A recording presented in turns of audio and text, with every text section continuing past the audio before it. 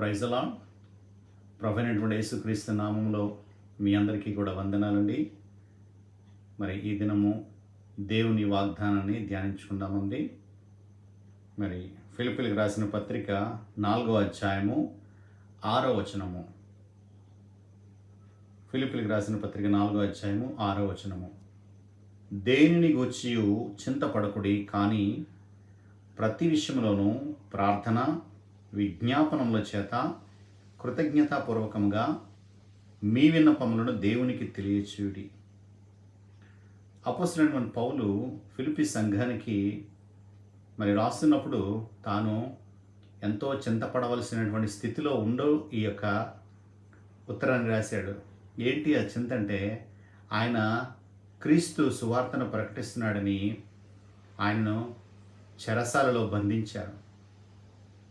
అసలు మనల్ని జైల్లో పెడితే మనం సంతోషంగా ఉంటాం, బహుచింతతో ఉంటాం.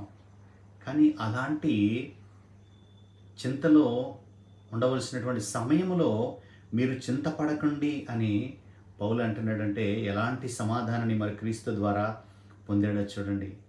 దేవుడు పౌలుకు మాత్రమే కాదండి, మనకు కూడా మనం ఎలాంటి పరిస్థితుల్లో ఉన్నా చింత లేకుండా ఆయన మనల్ని నడిపించడానికి ఆయన శక్తిమంతుడు.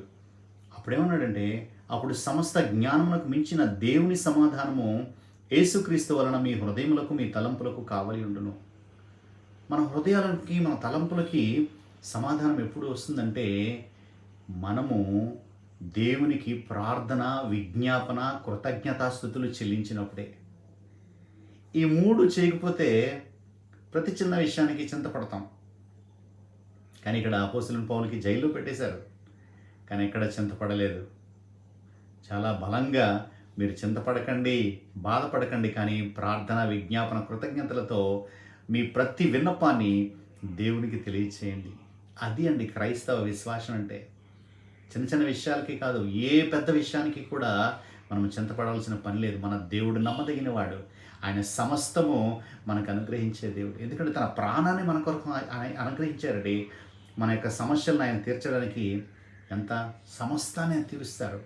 అయితే మనం చేయవలసింది ఏంటంటే, ప్రార్థన విజ్ఞాపన కృతజ్ఞతలతో మన విన్నపాలానికి తెలియచేస్తే దేవుడు నమ్మదగిన వాడు. మాట ఇచ్చి ఆయన మాటను నెరవేర్చే దేవుడు. కాబట్టి ఆయన ఈ సమయంలో ప్రార్థిద్దాం. పరిశుద్ధుడా, మహోన్నతుడా, సర్వశక్తిమంతుడా యేసయ్య, నాయన మీ సన్నిధిలో ప్రార్థిస్తూ, మీ సన్నిధిలో విజ్ఞాపన ప్రార్థనలు చేస్తూ, ఆయన ప్రతి విన్నపాన్ని మీకు ఆయన అప్పగిస్తూ, మేము మీ ద్వారా గొప్ప బహుమూల్యమైన సమాధానం పొందినట్లు సహాయం చేయమని యేసయ్య దివ్యనామమున వేడుకొంచున్నాము.